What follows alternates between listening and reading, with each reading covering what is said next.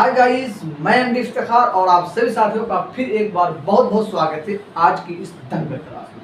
साथियों, आज की इस दंगल क्लास में हम लोग 10th क्लास का 8वीं चैप्टर जिसका नाम है त्रिकोणमिति, जिसका इंग्लिश नाम है ट्रिगोनोमेट्री।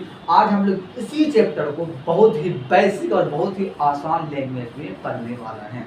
तो चलिए शुरू करते हैं आज की इस दंगल क्लास को। साथियों, सबसे पहले हम जानते हैं ये जो ट्रिगोनोमेट्री यानी त्रिकोणमिति जो है ये क्या होता है। तो चलिए इसका नाम से ही पता करते हैं कि ट्रिगोनोमेट्री यानी त्रिकोणमिति होता क्या है। तो साथियों, अगर हम इसके हिंदी नाम को देखें तो हम बोलेंगे त्रिकोणमिति त्रि प्लस कोण प्लस मिति से बना हुआ। बात सही है। जब त्रि का मतलब होता है तीन और कोण का मतलब होता है कोण और मिति का मतलब होता है मापन यानी मेजरमेंट। ठीक है। वहीं पर अगर हम इंग्लिश नाम की बात करें तो जो ट्रिगोनोमेट्री वर्ड है ना, ग्रीक के 3 वर्ड से मिलकर बना हुआ है। ट्रिगोनोमेट्री 3 वर्ड बोले तो एक ट्राई प्लस गोनिया प्लस मेट्रॉन।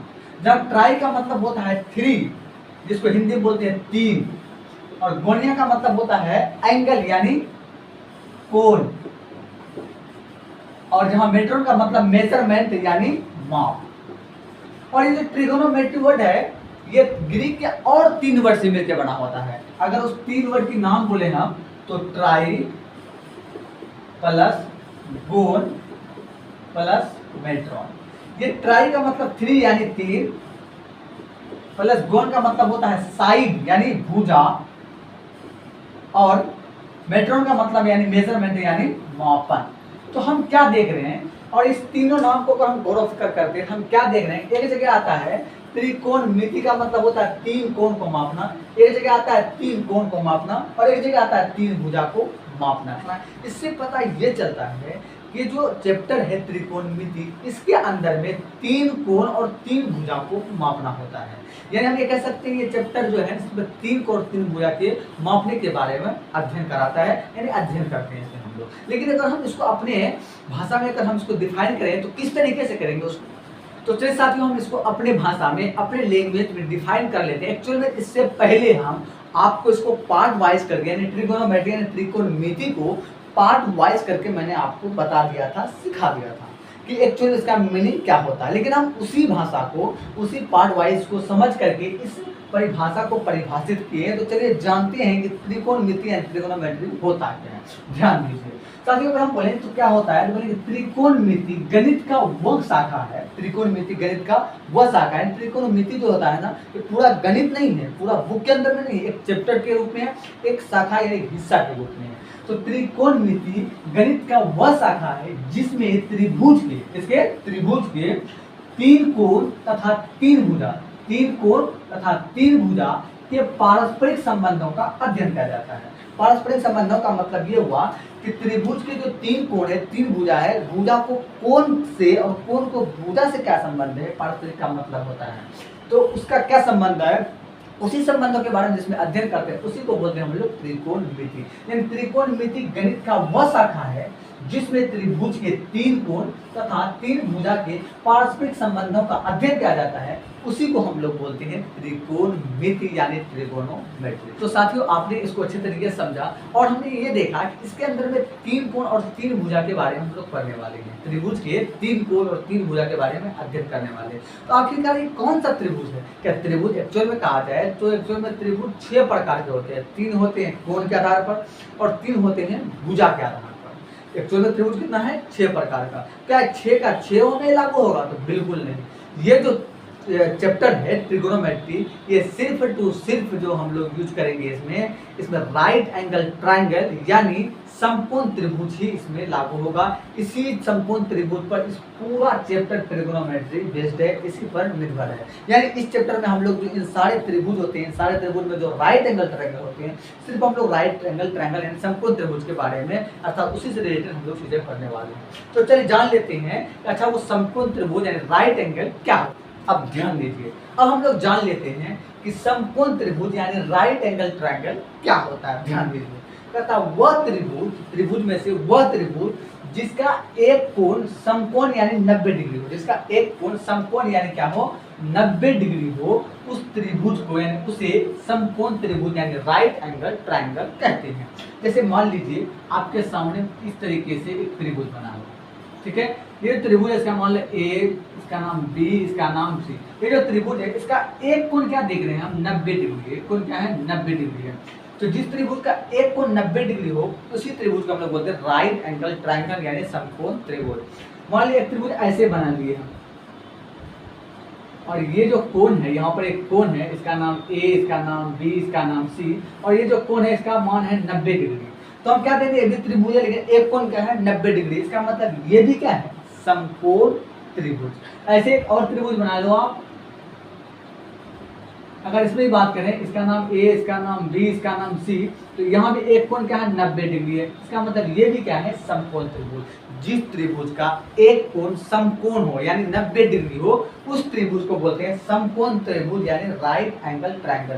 त्रिभुज कैसा ही बना रहे, वो बड़ा रहे, छोटा रहे, उल्टा रहे, कैसो रहे, कोई दिक्कत नहीं है, लेकिन त्रिभुज का एक कोण यदि 90 डिग्री है तो वो त्रिभुज राइट एंगल ट्रायंगल यानी समकोण त्रिभुज होगा।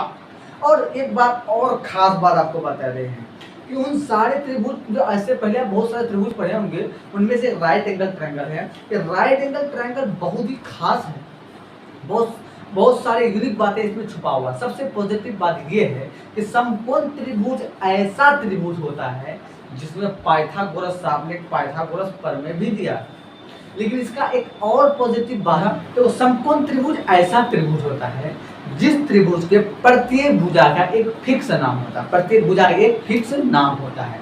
जैसे मान लीजिए कि आपके सामने एक त्रिभुज बना दिया, तो इस त्रिभुज का नाम रख देंगे आप क्या, ए बी सी, नाम रख देंगे क्या, ए बी सी। अगर मान लो अभी त्रिभुज का नाम ए बी सी है लेकिन हम इसको कुछ देर के लिए बदल देंगे, इसका नाम क्या दिया, पी क्यू आर। अब इसका नाम क्या हो गया, पी क्यू आर, नाम बदल रहा है ना, लेकिन हम क्या बोल रहे हैं आपको कि समकोण त्रिभुज ऐसा त्रिभुज होता है जिस त्रिभुज के प्रत्येक भुजा का एक फिक्स नाम भी होता है जो बदलता नहीं है। तो कैसे जानेंगे उस नाम को, आप ध्यान से समझिए, आप उसको अच्छा समझ लें क्योंकि ये बहुत ही इंपॉर्टेंट है। अगर आप इसको अच्छे समझ गए एक्सरसाइज ये चैप्टर आपके लिए कुछ भी नहीं है, तो ध्यान दीजिए। क्योंकि जैसे एक समकोण त्रिभुज है और हमने आपको कहा कि जो समकोण त्रिभुज होता है उसके प्रत्येक भुजा के खास यानी फिक्स नाम होता है। तो चलिए कैसे हम इसको नाम को पहचानेंगे। जैसे इसका नाम है मान लो ए बी सी, ये तो पलटू है, ये तो बदल जाता है, लेकिन एक फिक्स नाम की जो बात कर रहे हैं वो फिक्स नाम क्या है और कैसे जानते हैं उसको देखिए आप।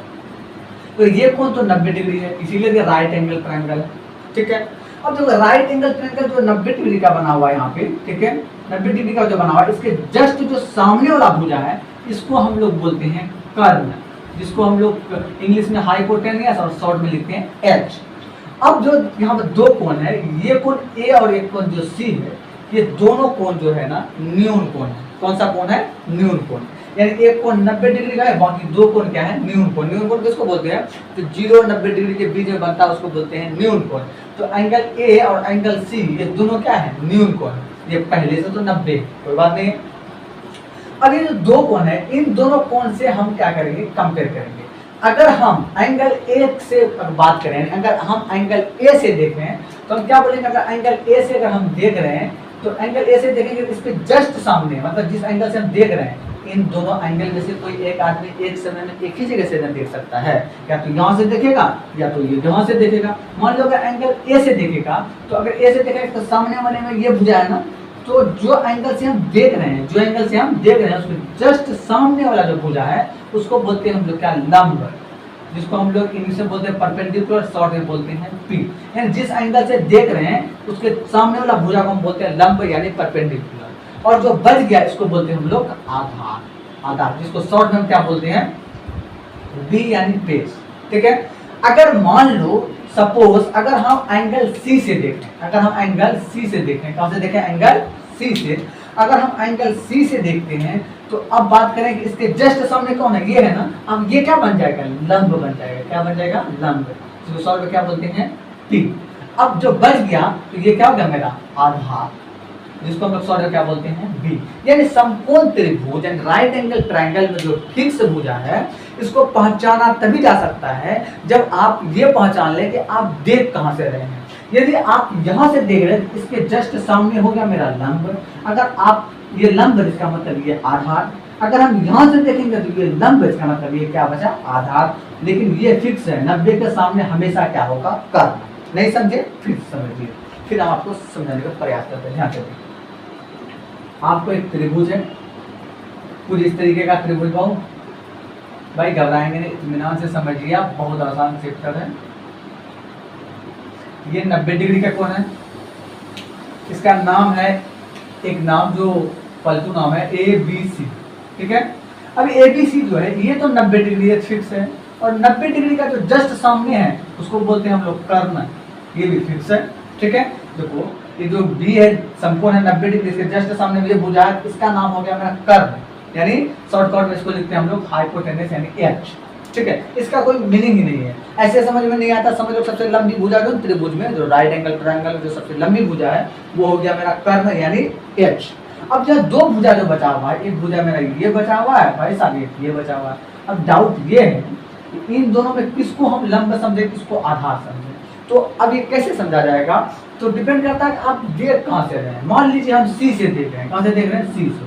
अगर C से देखेंगे तो इसके सामने वाला भुजा क्या हो जाएगा, लंब हो जाएगा, यानी P हो जाएगा। अगर हम मान लो अगर ये लंब हो गया, इसका मतलब ये क्या है, आधार है, क्योंकि त्रिभुज में जो एक लंब एक कर्ण आधार होता है, अगर ये लंब है इसका मतलब ये क्या है, आधार यानी V। ये कहाँ से देखें, C से। लेकिन अगर C से ना देखकर A से देखेंगे भाई, अगर मान लो A से देखेंगे, A से देखेंगे तब ये क्या हो जाएगा, अगर A से देखेंगे तब ये क्या हो जाएगा, लंब, और ये तब क्या हो जाएगा, आधार। बात समझ रहे हैं ना, यानी देखने पे डिपेंड करता है आप देख कहाँ से रहे हैं। अगर आप A से देखेंगे तो उसके सामने लंब और बाकी जो बचा वो आधार। अगर आप B से देखेंगे तो B के सामने लंब और जो बचा वो क्या हो गया, आधार।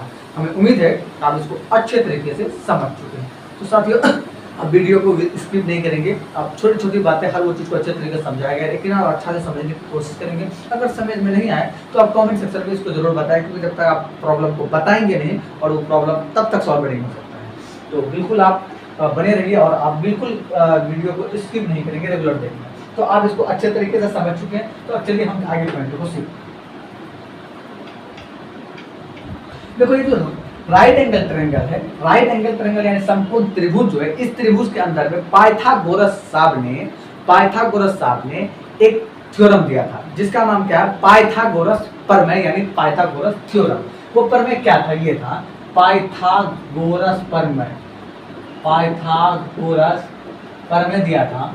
पाइथागोरस साहब ने ये कहा था, जो समकोण त्रिभुज होता है, वो समकोण त्रिभुज के लिए उन्होंने बताया था कि H स्क्वायर बराबर होता है P square plus B square. यही क्या है मेरा पाइथागोरस प्रमेय यानी पाइथागोरस थ्योरम। अगर हम यहीं से अगर बात करें H निकालेंगे, H बराबर निकालेंगे तो H बराबर फॉर्मूला मेरा हो जाएगा √P square plus B square, P square plus B square. तो यहाँ से H का मान निकाल सकते हैं हम। मान लो अगर हम इसी फॉर्मूला से और निकाल लेते हैं हम, तो P बराबर, तो P बराबर क्या निकालते हैं, √H square minus B square. Okay, ये हो गया मेरा P बराबर। इसी से और निकलेगा B बराबर, क्या, B बराबर, B निकालना हो तो फॉर्मूला लगा देंगे H square minus P square, ठीक है। तो आपने यहाँ क्या देखा, पाइथागोरस प्रमेय जो था मेरा H स्क्वायर बराबर P square plus B square से तीन फॉर्मूला लगाए हैं। ये तीनों फॉर्मूला आपको जबान पे होना चाहिए, आपको याद होना चाहिए, क्योंकि आपको यूज होगा। अगर H निकालना होता है, P निकालना होता है, B निकालना होता है, जब तक आपको ये याद नहीं रहेगा तो ट्रिग्नोमेट्री आपको क्वेश्चन नहीं मिलेगा। तो ये जरूरी है, क्योंकि राइट एंगल पढ़ रहे हैं तो राइट एंगल पढ़ रहे हैं तो राइट एंगल में तो पाइथागोरस जो थ्योरम दिया तो वो तो आएगा ही। तो सिंपल सी बात है, आप किसी भी तरीके से इस तीनों फॉर्मूला को अच्छे तरीके से समझ लेंगे, 1 2 3, जो कि यहाँ से आया है। उम्मीद है कि आप इसको याद कर लेंगे। अब हम लोग आगे की बातें करते हैं, ध्यान दीजिए। चलिए हम लोग जानते हैं कि त्रिकोणमितीय अनुपात क्या है। त्रिभुज के भुजा और कोण के बीच, त्रिभुज के भुजा और कोण के बीच 6 अनुपात हैं, जिसे त्रिकोणमितीय अनुपात कहते हैं। मतलब त्रिभुज के भुजा और कोण के बीच में जो संबंध है उनको उनको अनुपात के रूप में दिया गया है, और उसी अनुपात को बोलते हैं हम लोग त्रिकोणमिति अनुपात। और इस अनुपात दिया हुआ है, ये 6 गो अनुपात है। कितने अनुपात हैं? 6। इसीलिए कहता है त्रिकोणमिति अनुपात क्या है, तो त्रिकोणमिति त्रिभुज के भुजा और कोण के बीच 6 अनुपात है, जिसे त्रिकोणमिति अनुपात कहते हैं। ठीक है, तो उन्होंने मतलब 6 अनुपात दिया, उन्हीं को बोलते हैं त्रिकोणमिति अनुपात। वो 6 अनुपात क्या, ध्यान दीजिए। एक है मेरा क्या, साइन थीटा, या तो थीटा से हम देख रहे हैं, साइन थीटा बराबर होता है p/h। उसी तरीके से मेरा क्या है, cos थीटा, cos थीटा बराबर होता है b/h। उसी तरीके से मेरा tan थीटा बराबर होता है p/b। बात समझ में आया? 6 अनुपात में 3 लिख लिए, साइन थीटा बराबर p/h, cos थीटा बराबर b/h और tan थीटा बराबर p/b। 6 को है, सॉरी 3 को है। ये 3 को लिख लिया आप, 3 का और 3 है जो इसका उल्टा है, उल्टा बोलेंगे तो साइन का जो उल्टा है वो क्या है मेरा, कोसेक। इसका उल्टा है, अगर साइन थीटा बराबर p/h है, कोसेक थीटा बराबर क्या हो जाएगा मेरा, h/p। उसी तरीके से cos थीटा बराबर है b/f, तो इसका उल्टा होता है सेक थीटा। क्या, सेक थीटा। तो सेक थीटा बराबर क्या होगा मेरा, h/b। उसी तरह tan थीटा का उल्टा होता है cot थीटा। तो cot थीटा बराबर मेरा क्या हो गया, उलट जाएगा ये b/p। तो यानी कह सकते हैं यहाँ भी मेरा फॉर्मूला निकल गया, 3 इधर 3 इधर 6, यानी साइन थीटा बराबर p/h और साइन का उल्टा होता है कोसेक, इसलिए कोसेक बराबर हो गया h/p। और cos थीटा बराबर होता है b/h, इसलिए इसका उल्टा सेक होता है और सेक थीटा हो गया h/b। और tan थीटा बराबर होता है p/b और इसका उल्टा होता है cot थीटा, इसलिए हो गया cot थीटा बराबर b/p। बात समझ रहे ना? अगर आपको ये 3 याद हो जाता है तो आप उसी तरीके से आप इन तीनों को भी याद कर सकते हैं, क्योंकि इसका उल्टा है ये सब। बात समझ में आ रहा ना? यानी साइन थीटा अगर p/h है, साइन थीटा अगर p/h है तो कोसेक थीटा हो गया h/p। यानी साइन का उल्टा कोसेक, cos का उल्टा सेक, tan का उल्टा cot। हमें उम्मीद है कि आपको याद होगा। हमने ये जो फॉर्मूला लिखा है, इस फॉर्मूला का नाम है अनुपात वाला फॉर्मूला, क्योंकि एक ही साइन, ये जो 6 त्रिकोणमितीय अनुपात जो आप पढ़े, 1 2 3 4 5 6, ये जो 6 त्रिकोणमितीय अनुपात है, ये 6 जो त्रिकोण अनुपात है सबका एक ही नाम से कई फॉर्मूला है, इसलिए इस फॉर्मूला का नाम क्या है, अनुपात वाला फॉर्मूला। इन अनुपात साइन थीटा बराबर p/h, cos थीटा बराबर b/h, tan थीटा बराबर p/b, cosec थीटा बराबर h/p, sec थीटा बराबर h/b और cot थीटा बराबर b/p। तो इतना मेरा हो गया ये 6 त्रिकोणमितीय अनुपात। अगर ये 3 आपको याद होता है, ये 3 ऑटोमेटिक आपको याद हो जाएगा। उम्मीद है तो आपको इसको अच्छे तरीके से समझ गए होंगे। हमने आपको कहा कि ये इसका उल्टा है, इसके अनुसार एक फॉर्मूला और हम बना सकते हैं, और उस फॉर्मूला का नाम आपका रहेगा व्युत्क्रम वाला फॉर्मूला। क्या, देखो ध्यान से, व्युत्क्रम कहाँ लिखे हैं, या बना देते हैं, व्युत्क्रम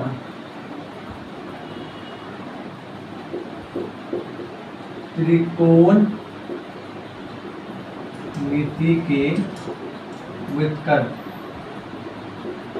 ओके, अब ध्यान से देखो, साइन थीटा जो होता है, साइन थीटा अगर हम बोलेंगे साइन थीटा बराबर, सॉरी, अगर त्रिकोणमिति के व्युत्क्रम, अगर हम बात करें साइन थीटा उल्टा क्या होता है, कोसेक थीटा। साइन थीटा उल्टा क्या होता है, कोसेक थीटा। देखो, अगर हम कोई बोल रहा है कि साइन थीटा बराबर है कोसेक थीटा, तो हम बोलेंगे नहीं, बराबर नहीं है। साइन थीटा इसका क्या है, उल्टा। क्या है, उल्टा है। यानी कि साइन थीटा है, इसका उल्टा जो कोसेक है ये उल्टा है। उल्टा है मतलब सीधा रहेगा तो बराबर नहीं होगा, यानी इसको हमको उल्टा है तो उल्टाना पड़ेगा। उल्टाना पड़ेगा तो क्या होगा, नीचे में कुछ नहीं, क्या एक है। यानी हम कह सकते हैं कि साइन थीटा अगर हमको निकालना है तो बराबर हो जाएगा 1/कोसेक थीटा। अब इसको हम क्या, उल्टा कर सीधा कर दिए, तो अब मेरा फॉर्मूला एक क्या निकल गया, साइन थीटा बराबर 1/कोसेक थीटा। कोई दिक्कत? उसी तरीके से हम बात करें cos थीटा का, तो cos थीटा बराबर मेरा हो जाएगा, इसका उल्टा क्या होगा, sec थीटा। तो हम क्या बोलेंगे 1/sec थीटा। ये भी क्या हो जाएगा, पलट जाएगा। तो 2 फॉर्मूला आ गया। ऐसे अगर हम बात करें tan थीटा का, तो tan थीटा बराबर मेरा होता है, tan का उल्टा क्या होता है, cot, इसलिए क्या हो गया 1/cot थीटा। ठीक है, तो एक फॉर्मूला हो गया, 3 ये हो गया। तो 3 आप फिर यहाँ से आप निकाल सकते हैं। जैसे जगह नहीं है तो हम उन तीनों को यहाँ लिख लेते हैं अच्छे से, आप उसको अच्छे तरीके से छाप लेंगे। तो अब बताओ कि इसी तरीके से अगर हम बात करें, साइन हो गया, सॉरी साइन हो गया, कॉस हो गया, टेन हो गया। अब हम प्राप्त कर लेते हैं कॉसेक का। अगर हम कॉसेक निकालें तो कोसेक थीटा उल्टा क्या होता है? साइन। अगर साइन का उल्टा कोसेक है तो कोसेक उल्टा क्या होगा? साइन। इसका मतलब कोसेक थीटा बराबर हो गया मेरा क्या? साइन उल्टा है तो 1/sin थीटा। उसी तरीके से अगर हम बात करें सेक थीटा का, तो सेक थीटा बराबर मेरा हो गया कहाँ गया जी? सेक थीटा बराबर मेरा क्या हो जाएगा? 1/cos theta. और उसी तरीके से अगर हम बात करें cot थीटा का, तो cot थीटा बराबर हो गया मेरा 1/tan। बात समझ रहे ना? विथ कर्व फॉर्मूला में हम क्या देखे, अगर हमको sin थीटा निकालना तो 1/cosec theta, cos theta 1/sec theta, tan theta निकालना 1/cot थीटा। उसी तरीके से अगर हम बात करें cosec थीटा बराबर 1/sin थीटा, sec थीटा बराबर 1/cos थीटा और cot थीटा बराबर 1/tan थीटा। तो ये हमारा फॉर्मूला रहा। हमने आपको आपकी नज़र के सामने में कैसे फॉर्मूला निकला, क्या मीनिंग होता है, इन सारे बात का चर्चा कर ली। लेकिन एक बात आपको बता देते हैं कि जो त्रिकोणमिति त्रिकोणमिति जो आप पढ़ रहे हैं या पढ़ते हैं हम लोग, इसका जनक कौन है, इसका फादर कौन है? इसका फादर का नाम है हिप्पार्कस। क्या? हिप्पार्कस। इसका फादर का नाम है हिप्पार्कस। हिप्पार्कस नाम है, तो आप याद रखेंगे इसको, हिप्पार्कस। बात समझ रहे हो ना? इस फादर का नाम यानी जो त्रिकोणमिति है, त्रिकोणमिति है, इसका जो जनक है वो हिप्पार्कस है। तो इन सारे फॉर्मूला को हम याद कर लेंगे, अच्छे तरीके से समझ लेंगे। इसी तरीके को पढ़ने के बाद हम लोग नेक्स्ट क्लास में, अगले क्लास में हम लोग इसके कुछ क्वेश्चन आंसर लेकर के, यानी हम लोग आने वाले हैं अगले क्लास में एक्सरसाइज को लेकर, एक्सरसाइज 8.1 को लेकर के आएंगे और उसको उसी दिन निचोड़ करके आपके सामने रख देंगे। प्रत्येक क्वेश्चन को हल करेंगे, किसी प्रकार का कोई दिक्कत नहीं होगा। हमें उम्मीद है कि आपको ये वीडियो बहुत पसंद हुआ होगा। भाई अगर आपको अच्छा लगा तो हम अपने भाषा में बताए थे, एक बार बता देते हैं आपको, जितने भी चीज़ें हमने बताया अपने भाषा में, अपने लैंग्वेज में बताया, हमने जितना बता सका। लेकिन आप थोड़ा इसको पढ़ेंगे, अगर आपको समझ में ना आए तो इस वीडियो को कई बार देख लेंगे और आपको अच्छे तरीके से समझ में आ जाएगा। और अगर आपको ये वीडियो अच्छा लगा है तो आप देखने के बाद इस वीडियो को लाइक भी कर देंगे, सब्सक्राइब भी कर देंगे और अपने दोस्तों को शेयर भी कर देंगे, ताकि वो भी इसका लाभ ले पाए। और आप सब्सक्राइब करना और बेल आइकन ऑन करना बिल्कुल नहीं भूलेंगे, क्योंकि अगर आप इसके घंटी को नहीं दबाएंगे, नहीं ऑन करेंगे, तो फिर आपको इसका नोटिस नहीं मिलेगा, क्योंकि प्रत्येक नया हम वीडियो डालने वाले हैं। ये था आपका बेसिक इंट्रोडक्शन वीडियो, जो आपके बारे में हमने इसके बारे में बताया। कल हम लोग इसी फॉर्मूले को कुछ क्वेश्चन आंसर करेंगे, तो इसलिए आप कल की वीडियो को देखना बिल्कुल ना चूकेंगे। Thank you. जय हिंद, जय हिंद।